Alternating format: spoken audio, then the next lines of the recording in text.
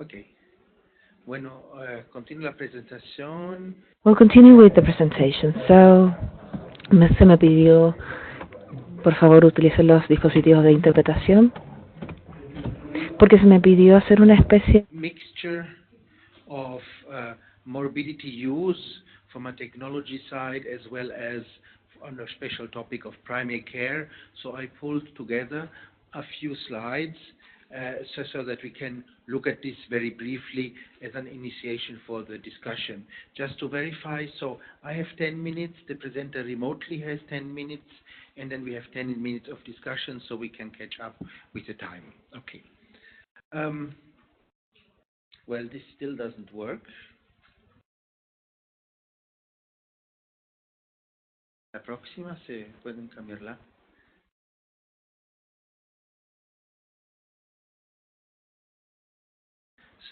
Okay, so just to give you an impression why ICD looks sometimes so heavy, that you really see we have all these different users. And on one end, we have one user group that wants to have public health information highly aggregated. And on the other side, we have a user group in the clinical side that wants highly detailed information. And that's why we have this big construction system of the ICD-11 to make sure we can capture all of this. This slide I've shown already yesterday. So one important aspect for the use of ICD in any information system is this notion of foundation, where we have everything in one logical structure and linked to other systems and terminologies as necessary. One other point, if we talk about technology use of the ICD-11, is this URI. And I think now we are about the fourth or fifth repetition of this, so I know at the end everybody will know this. But they are so important because they are unique identifiers. They are independent of any ICD version, and with these URIs we can make automated transition tables between different versions. And with the URI you can also document more detail than you can. And here you see a typical URI. Now the next thing is, also there repetition, is the application programming interface that makes sure that not only humans can read this, but that other software can read this. And we saw just a few minutes ago what Nenad was showing. With the help of the API, you can have all this functionality in the local system. What we did not see in Nenad's demonstration today was that exclusion nodes will also be shown, and you click on them, you jump to the other place. And we are working to also have an extra button where you can show all the exclusions and coding nodes of the block and of the chapter level, so you see the full context. And this means that even somebody who doesn't know how to use the ICD without much training say, oh, this is not allowed. This is some additional information. You click there, you find your way, and in 95% of cases you will do correctly. And we have seen the coding exercises here also make it very simple. And what I put here in the bottom, here special information for IT experts. So if somebody wants to integrate this tooling into their local software, we have samples of software in Java, Python, and others that are current languages that you just plug into your local programming environment, and then you don't even need to guess. You immediately know what you do. And if you go on our website, icd.who.int, there is one section that refers to the API, and if you go there, you find all the technical description. And if you don't find it, you get in touch with us. Now, the benefits here are really software developers have easy access to the classification. We can embed this everywhere, and we got always to ask, so what kind of formats do you use for the communication? I'm not an IT expert, so I only can point to this, and those IT experts among you will see. So RDF, JSON, and HTML with RDFA. Don't ask me exactly what this is, but this is something that the software uses to communicate some current standards. And to know that you can also call and in which language you want to have the return. So you could even think about use as a translation tool for clinical diagnosis if you want so. This is how this whole API thing works, because it's not a mystic thing. In principle, we have at the bottom the foundation of ICD that is language independent, that has information like nominal phrases. So breast cancer is a nominal phrase. It always has a meaning. Breast is not a nominal phrase. It's just an anatomy. Cancer is just an unspecified term. Breast cancer is a nominal phrase. Because we have in the system breast cancer NOS somewhere, you can find it in the search, but also the software can understand this is a term by itself, and this is what you search. And if you get a long string of things, it will find, oh, there is mention of breast cancer. Okay, code for breast cancer. Let's see what else is there. Now, then the next level is here the language-specific layer, where we have something like plural, singular conversion, the language standardization that the IRIS users know, some conjugation, spelling normalization. Then we have stop words, generic synonyms, and then word stems and hyphenation. So these are all things that you, if you don't have them, you still can do the search, but if you have them, the search becomes easier and less sensitive to some different ways of writing things. That's what it is. And finally, this whole thing is access to this application programming interface, and it's called interface because you see here, the coding tool front end is using the API. For IRIS, the new IRIS will use the API, no more separate dictionary.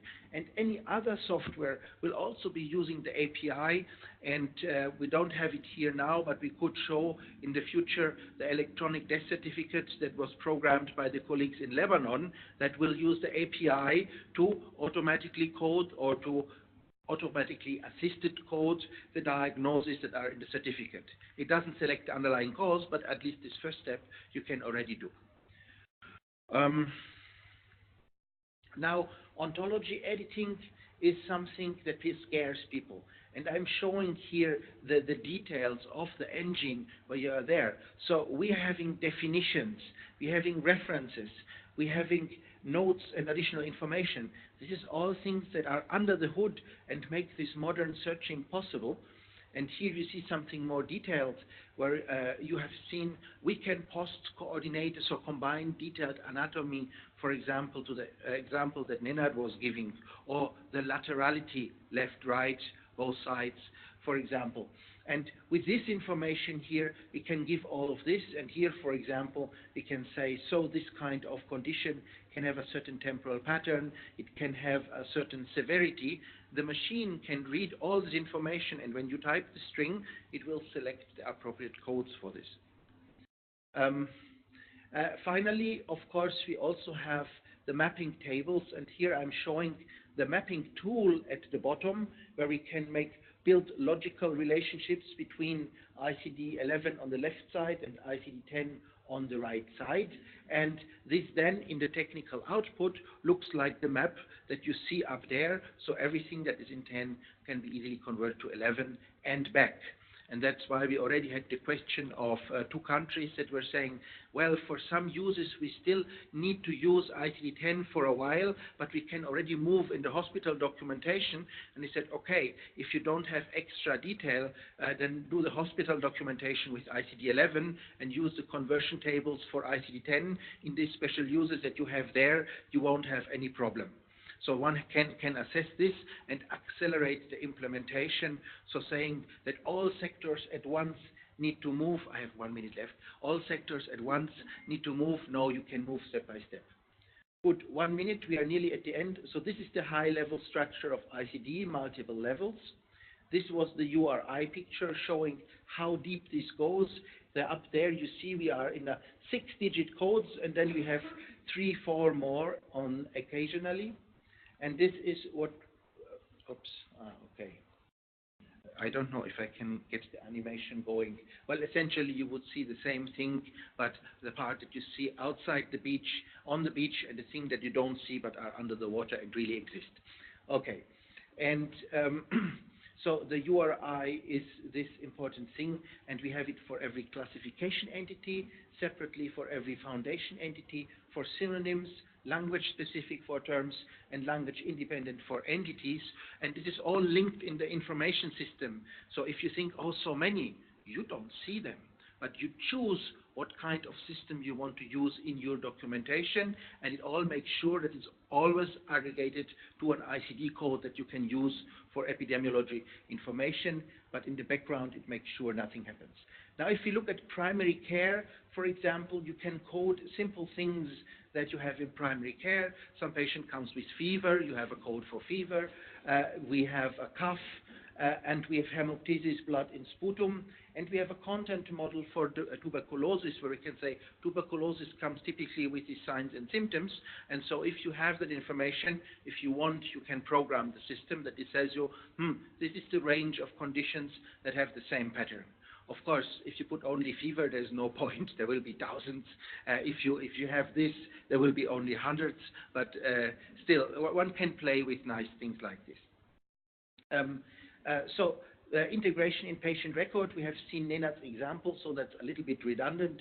So you type Staphylococcus sepsis, you see the blue match, and you click on this and you get the code immediately. One can automate this because this is a full match, so that in that case, no physician, nobody will even see the coding engine. It will just integrate the code and you're done. But that's your level of implementation if you want to have somebody to verify again, or if you say, no, I trust the system, and we just go ahead. And then here the other option is, that was the example I was talking about yesterday briefly, you can keep all the clinical detail. That's a typical injury that you can get is when you go skiing, where you have the lateral collateral ligament instability, and then you type in the diagnosis, and the system immediately identifies exactly what I was saying earlier. It identifies there's a chronic instability, right knee, this is a term, okay, it's not further specified, so that's the code we get, and then we get additional information for right and fibular collateral ligament. Done. We have all the clinical detail in one nice code string retained for analysis and other things. And then the thing is, sometimes we have terms that don't have a category on their own, that are below the shoreline, but they're important. We see here the Spigelian hernia. That's a rare hernia that can occur in the abdominal wall. However, if you want to code it and you retain it in your record, you would like to retain Spigelian hernia and not just other abdominal hernia. That's clinically relevant. So if you then, let's see whether this works. No, and no animation works. That's a pity, but well. You can then retain in the system the information that is here, Spigelian. You click on this, the system keeps the information, the code for statistical use, the URI for Spigelian hernia, and then in your health record, you can then record the statistical code and Spigelian hernia.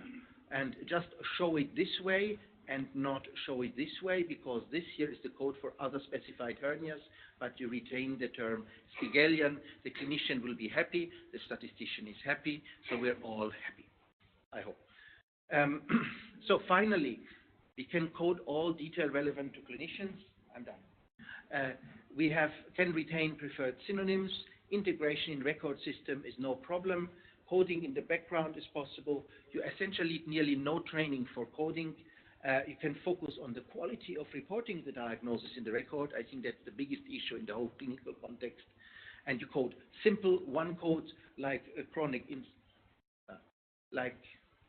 I'm kicked out now. Chronic instability of the knee joint, or you can code complex, as I was shown, the whole long string here of codes if you want.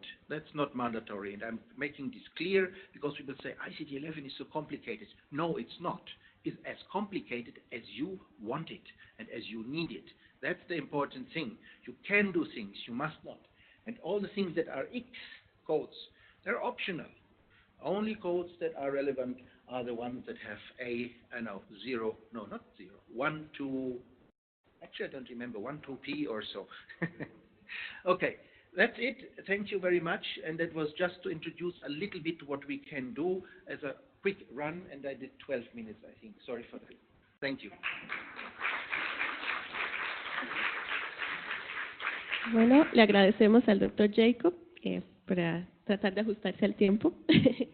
Les rogaría que las consultas las dejemos al final, ¿verdad? 10 minutos para poder hacer las consultas de las dos presentaciones que tenemos en este panel. Entonces, si gustan, pueden anotarlas para que cuando abramos el espacio de consultas puedan externarlas. Nuestro siguiente ponente se va a conectar vía videoconferencia. No sé si ya estamos listos.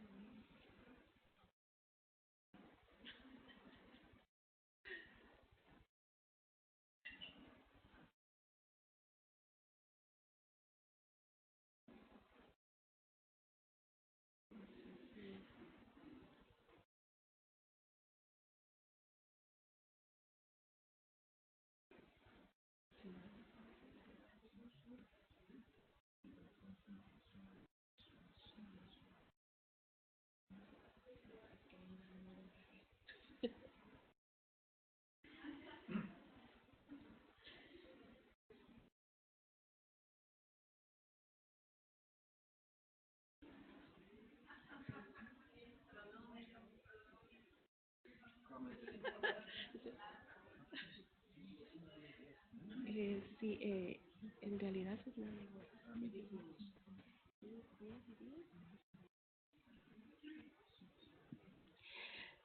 no sé si podemos aprovechar esta interfase de la conexión para aprovechar para hacer algunas consultas, doctora Vilma. ¿Una pregunta? ¿Alguien que tenga alguna pregunta? ¿Algún comentario? Segundo.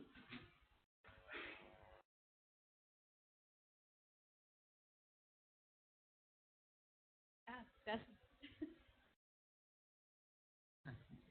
¿Aló? Sí. Dentro de las características que han desarrollado, es grandioso que hayan incorporado RDF, semántica para web, lo que les permite ya hacer las consultas directas, lo que estamos practicando el día de ayer. Entonces, bajo esa característica, se han hecho pruebas de estrés o de capacidad instalada, ya que al ser un servicio web, nosotros tenemos consultas simultáneas. Al tener consultas simultáneas, tal vez de 5,000 centros o establecimientos de salud, los podría soportar esa capacidad. Al saber que justamente este servicio es gratuito, no es un servicio pagado, tenemos la capacidad para incorporar a nivel nacional, a nivel país, a nivel de toda la región, para no tener características de retardo de información o esas características. Por otro lado, como le comentaba el día de ayer, ya nosotros estamos trabajando con el Hospital Italiano de Buenos Aires ya alrededor de más de 6 meses, lo están dando un apoyo justamente para la historia clínica que nosotros estamos desarrollando en Ecuador. Lo están dando buenas características, de lo que te comentaba, el Hospital Italiano le recomendaba Snowman para la terminología clínica en sistemas de información, ya que nos podría hacer un mapeo de todas las terminologías que existen actualmente. Bajo esa característica, en la conversación que tuvimos ayer, me decías que solamente el mapeo va a hacerse a partir de la CIE-11, desde esa primera versión a cualquier actualización que exista, pero no más hacia atrás, ¿sí? Entonces, ¿se ha pensado en algún momento, como te comentaba, en alguna versión de la CIE-10, 2008, 2013, 2015 y 2018, tener algún mapeo dentro de esas versiones de la CIE-10? Sí, esa sería la pregunta, más si es que tenemos la infraestructura o si se ha hecho alguna prueba de estrés o de capacidad dentro de los servidores. Good. So just do the question of mappings. The point is, of course, we have maps also to older versions of the ICD that we have on the mortality reporting side, because that's the big international use case, because countries in morbidity are using different versions, and it's very hard to keep track of what's happening in there. Stress testing. Now, this current coding engine runs in the Microsoft Cloud, that is WHO standard. At the moment, it's using 2 server packages, but it's scalable. So if there's a need, it can be upscaled and serve any kind of size of requests.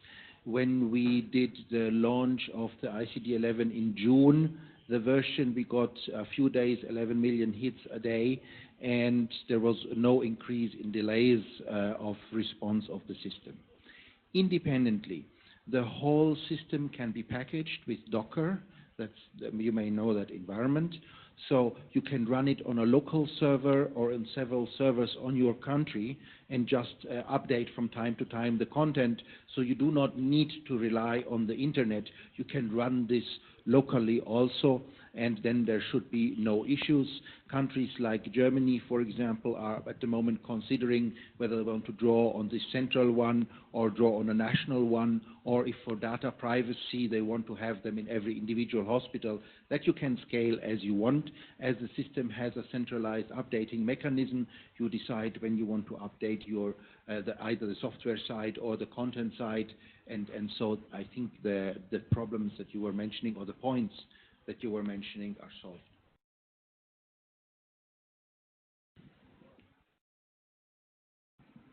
Les vamos a dejar las consultas porque me indican que ya tenemos conexión.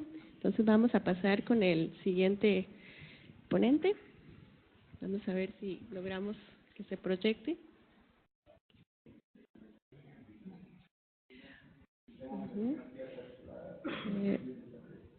Muy buenos días.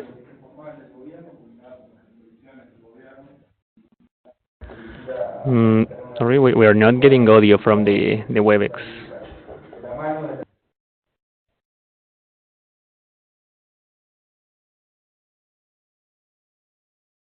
Okay, now we can. I have been working with a special directorate of IT development, and it includes IT systems and seeing them as part of the same thing, the Directorate of Statistics and Information and Health. And you also have Carlos with you, and he knows the team for a long time, so he has been working with PAHO on different initiatives. And this strategy has some priorities, and the priorities are based on integrating existing systems, okay? This is a modern vision on digital development, digital health, same as Uruguay, Chile, and European countries are doing. And also information needs for the ministry, and there is also support for developing provincial level health system and training, providing information and tools, so the private system also has this as well. The idea is for all these initiatives in such a fragmented country as Argentina, which are already there, and there are some very advanced initiatives, just have to adapt to the standards rather than starting from zero with new systems. Since it's a really federated system, we have a completely provincial system, so we have a capacity to have an influence, but we don't have a decision-making capacity on what each province does. So these are the priorities the plan has. And in the standard context, or about standards, I was talking, there are some terminology standards that we defined. We see ICD-10 and 11 for reporting statistical information. We also have clinical models and the communication we have, which is the same standard, actually starting a little bit later. Makes it so we can have a modern standard. There are some things that are already being modernized, and we are getting these new things that are simpler, more dynamic, so that's why we started with FHIR directly. And this takes us to the implementation of a national network of digital health, and this is the main job for directorate in this initiative. These are the provinces in Argentina. In the provinces in gray, we are working with them for knowledge transfer. In the ones in yellow, we are starting to identify patients in a centralized and shared manner, so they can communicate about patients from one side to another, and for these different clinics can join this network. And the ones in green are already working on sharing the clinical history summary, and by April, hopefully the provinces in green that already went through gray and yellow, for example, In one province, they can see what's happening with a patient from another province, and so on. ICD-10 has a fundamental role for us, as it will be the case for ICD-11, official classification for vital diseases, and also share sanitary information between the different countries. Mobility and risk analysis are required in many invoicing and billing processes in Argentina, so these capacities of grouping and sorting provided by these classifications are fundamental for what we are doing. And SNOMED has a primary coding role, so all clinical histories in Argentina are implementing SNOMED CT as the vocabulary doctors interact with, so they can do this. SNOMED CT, we already have a SNOMED Argentina website. We have over 250 subscriptions to this SNOMED CT, and we already have the first Argentinian edition published on November 30. We are in the implementation phase, which is completely open source, okay? We are providing support so each one can adopt SNOMED in a completely free way, and these are open source tools that are available at the totally public level. And the first SNOMED edition was released in November in our National Release Center, which is the terminology center for Argentina, which is in charge of managing SNOMED. Already includes a list of mandatory notification diseases, which is a list that when anyone, for example, registers clinical history, there has to be a notification for the Ministry of Health. It has a specialty list related to the Federal Registry of Professionals, Health Professionals, and also has the vaccine nominalized register we have, which is a federal register where we represent the SNOMED vocabulary to simplify submitting vaccination reports. As for now, SNOMED is released every 6 months. It may be released more often in the future, but the next edition will be released by May 21st, 2019, 1 month after the Spanish version, which will be released in April, and it includes the data from the Medicine National Dictionary, and also some invoicing information to make a program for incentives for some preventive practices called SUMAR easier. So this is a SNOMED Developers Day that we hold together with the international level, and we train developers in the entire country on how to use SNOMED, which is completely free, and they can download this from the national website. Also how to use open source tools, which are completely free, so they can create their own servers on terminology and implement SNOMED to incorporate them in the electronic registers.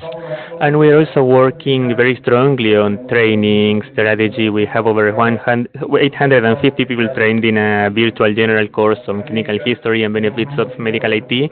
Over 200 people who went through the standard mornings, the connectathons, which are these activities I was showing sometimes where people test HCT7 and SNOMED in actual machines, actual servers, everybody sitting down with their own computers, and after this they go back to their offices, their companies, their ministries, and they can already work on incorporating them into the system. We're also doing a regional club for raising awareness on SNOMED. We have over 120 people working on that, and we're also working with PAHO, which is a plan to train 100 leaders in health IT in Argentina, which it will be like planting the seed on this specialty.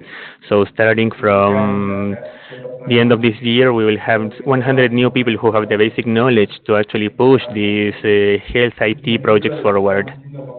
This is an example of what we are doing with SUMAR, which is this national program which stimulates providing rather some practices which are prioritized for public health. So this is an example of how using SNOMED from a query coded by SNOMED, a system can automatically realize whether this is prioritized or also funded for a reimbursement or not. So it combines different SNOMED variables such as proceedings, medical specialties, areas of care, diagnosis, and different gender types and age groups. So when you have the correct combinations, it detects that the person is indeed eligible for a reimbursement, and this helps healthcare centers in Argentina to actually request those reimbursements and have that incentive from the government. And to wrap up, I wanted to talk about the fact that well, I know you're experts on this, but the correct way to use ICD is to have an alphabetic index from these coding rules, and then you get the ICD-10 code. Many people, they implemented the tabular index directly in Argentina, which is a challenge given the really bad experience we have in terms of coding for clinical users. So, in the next step, which is the current step, we have people are coding using SNOMED from the SNOMED descriptions, which leads us to choosing some CT, SNOMED relationships and concepts. Then we go through a cross cross-referencing process, which is about using the mapping rules between SNOMED and ICD-10 that were created together by the WHO and SNOMED International. That's a committee that a few years ago created a series of cross-references, which are mappings between SNOMED and ICD-10, which are complex and rather than just rules, but are simple cross-references, but rather there are some cases where a SNOMED code either goes to one or more ICD-10 depending on whether there is a given code or the patient has a given gender. So there's some very interesting role, and to that we also are working on good practices rules to understand how to apply historical good practices on coding and also good practices, for example, for admission in ICD-10, how to apply them in this context. So by means of the cell layer, which automates most of this, we can get an ICD-10 code. And this has been happening in morbidity and mortality. Most likely for mortality, it's a more manual role. Someone actually has to look at the certificates and also, as usual, it's a much simpler register, but in morbidity, most likely this mapping will always be automatic. So for the ICD-11 implementation is something that we are really looking forward to start working with SNOMED and PAHO in this, PAHO and WHO are in these new cross-references that are being developed. And we also want to contribute with our experience so we can share some use cases and the use we have for this, and also report about the best strategies that SNOMED City is using on ICD-11. I also understand that from everything that you are hearing today, the foundations that at some point we even say that it could be common with SNOMED in previous years, it has a lot in common actually at the detail level and so on. I believe it may be even more precise in terms of mapping between SNOMED and ICD-10 than if using ICD-10, because we would be already using the rules incorporated into ICD-11 when you map both foundational layers. So we are really looking forward to have a discussion with you about these issues and to work together for the successful adoption of ICD-11 in Argentina. Thank you so much.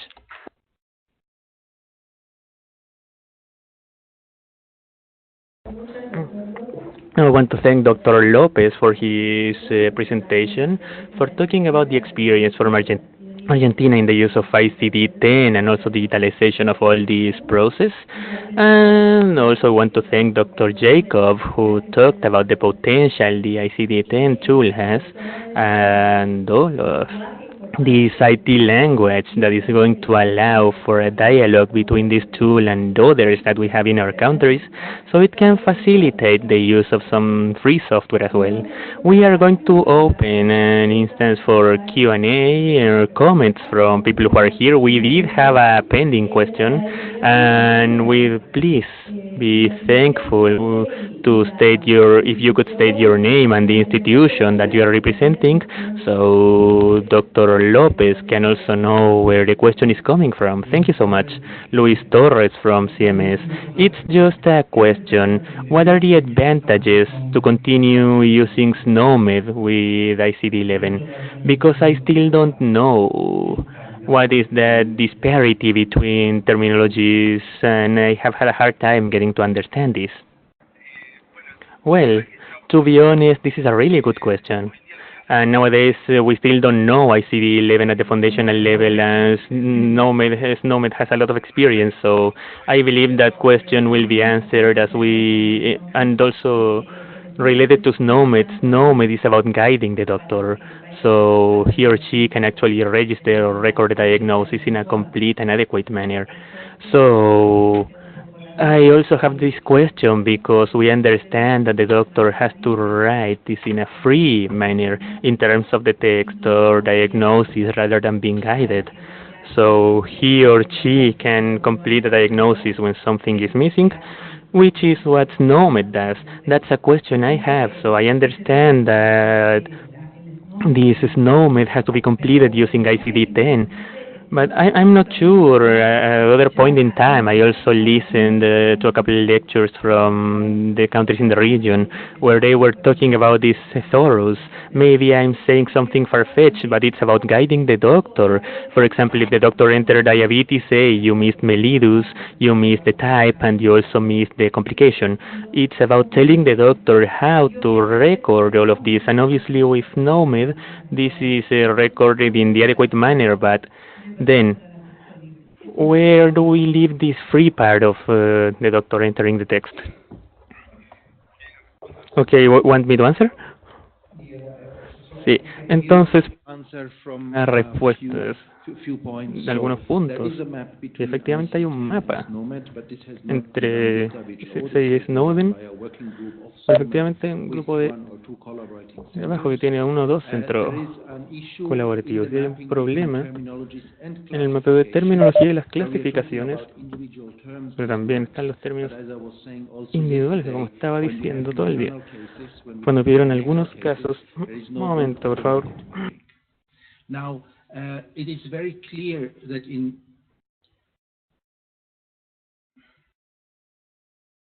Okay. Can you hear me? Yes, I can hear you, but the thing is I'm listening to my voice rather than yours.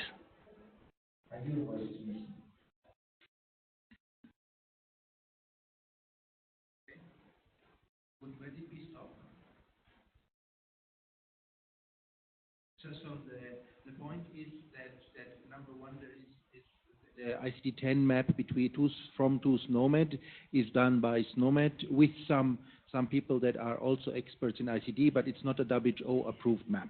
Be very clear. We have just worked with our network of collaborating centers to have a mapping white paper where we say what is good practice in mapping, and we will also make a paper on mapping quality assessment so that we are sure the results are the same.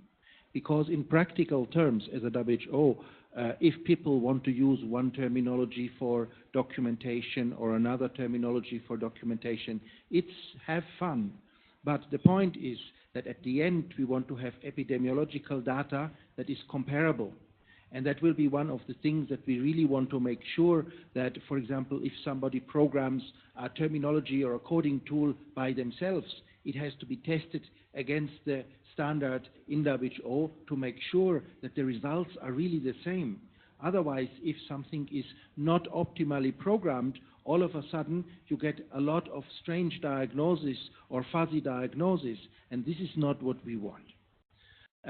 It's true that there is quite some overlap in the foundation between SNOMED and ICD, and we had worked together and we are still working together to make sure that people that are using SNOMED, they want to use SNOMED, can use also proper ICD-11 data, but we are not yet there. There has been an exploration on one chapter to see if we can adjust both systems, but this is like having two professors of different medical schools agree on common concepts. It's a very tedious work, and so the point now is to say, let's do this rather on a mapping level so that those that want can do this. Now, of course, the question is always, how do you use the data? You have seen here, well, age you document in your data field independently of the system. Sex you document in your data fields independent of what system. And then you have the diagnosis that you can document at any level in a coded way.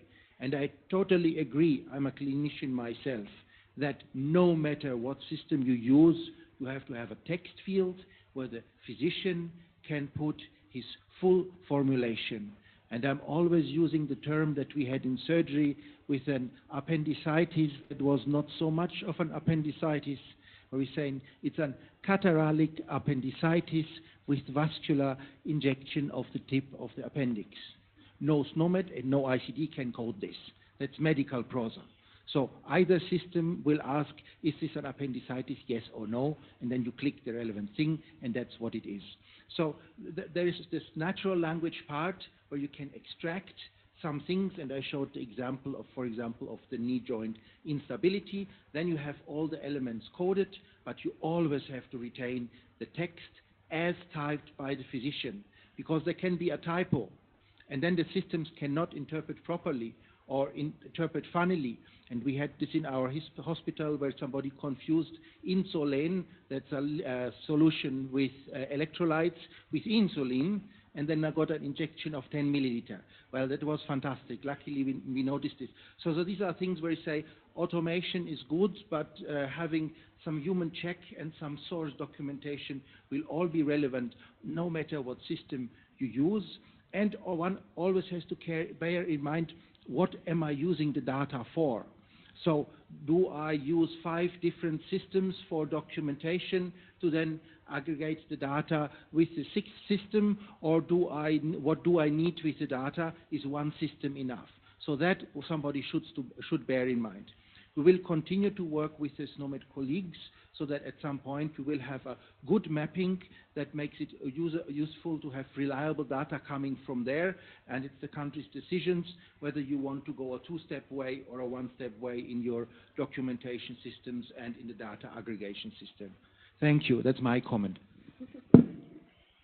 No sé si el doctor López quisiera agregar algo. Lopez wants to add something to that?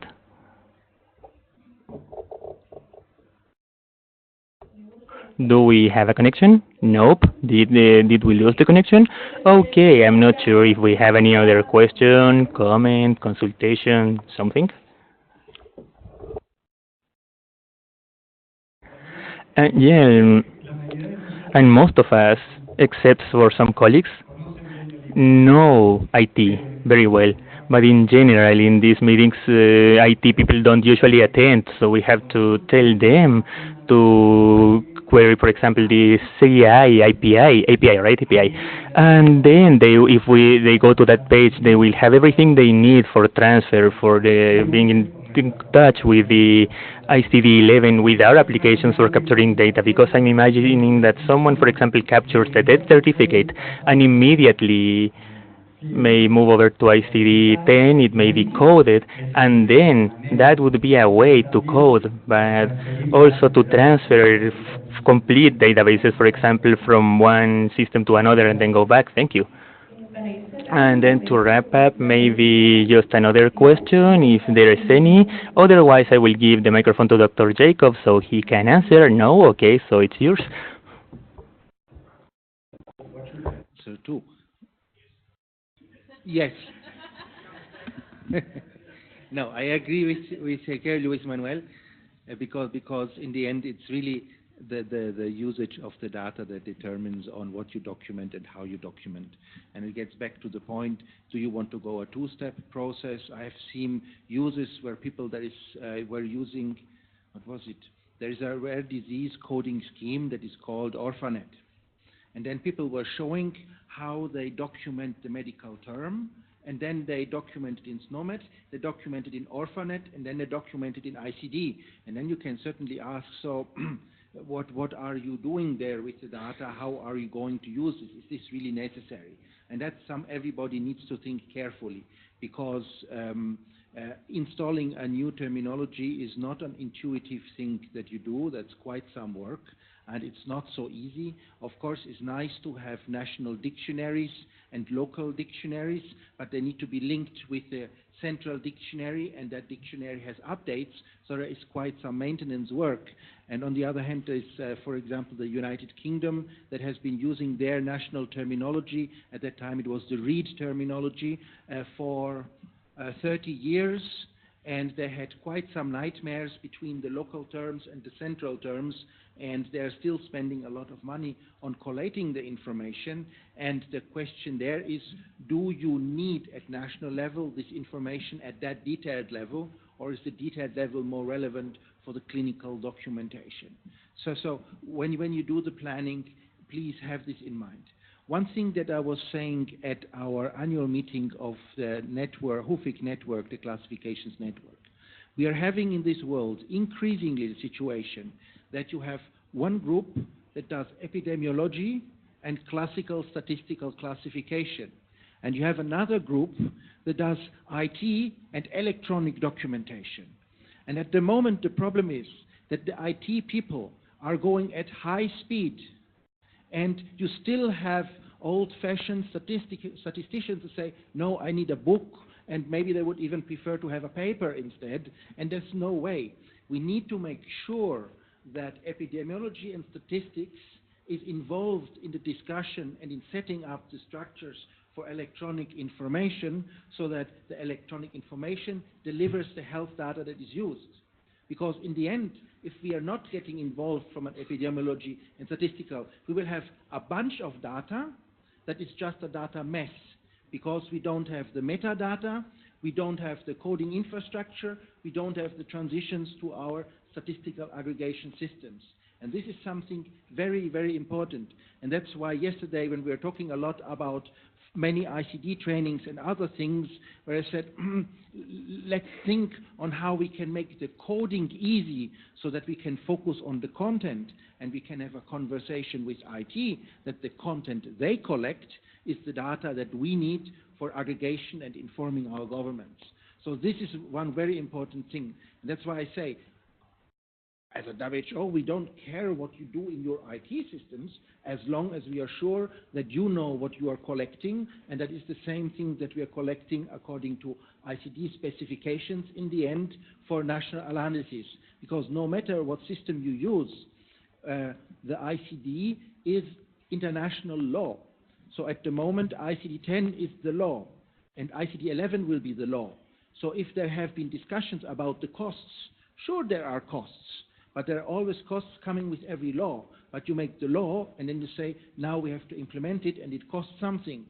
Starting with an ICD-11 implementation saying, oh, I have to do all these things, and now I have to plan, and then you have to tell the minister it costs 200 million. No, the thing goes differently. The ICD-11 has become international law. We have to implement this, and these are the steps we are going to do. And of course, you would coordinate the steps in a fashion that it's possible to pay for these steps in your country, no question. But one thing is also this conversation with the IT side, again, that if somebody starts programming software now, to make sure that this software can plug into ICD-11, this software can store URI and the code strings, because getting back and doing a new software, this is really expensive. So if you start now, this means that it's part of the process of updating that was happening anyway, and it costs, for example, much less. I stop here. Thank you very much. Bueno, muchísimas gracias por su atención y despedimos al doctor Jakob, el doctor López, con un aplauso, por favor.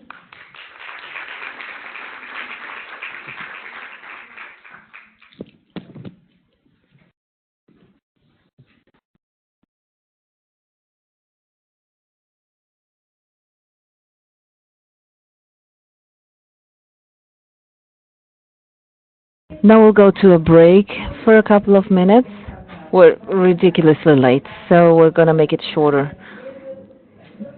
So what about 10 minutes? What do you think?